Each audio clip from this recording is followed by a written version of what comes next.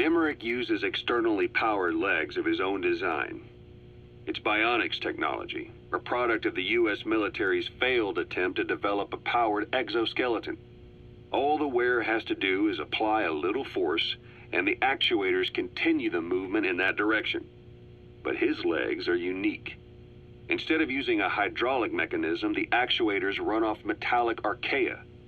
That increases the actuator's reaction speed and also enables him to lock and release the joints at will. The legs are a nifty little gadget, but they have two clear weaknesses.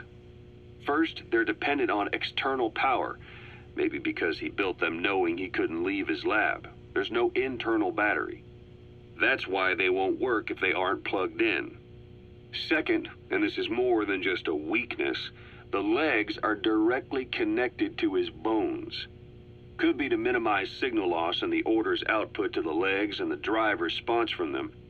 Either way, Emmerich has used bolts to attach load-bearing parts directly to his femurs, probably by mimicking surgical treatment for compound fractures and the like. But the end result is those legs and his body are fused together, and that appears to be how he's able to move them so precisely.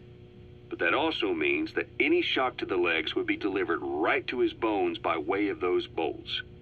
The same is true if he encounters the corrosive metallic archaea.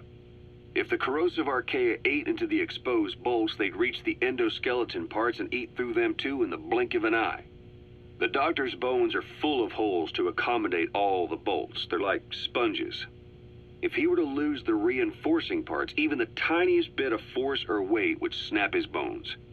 So when I dangled those corrosive metallic archaea in front of him, he realized straight away what would happen.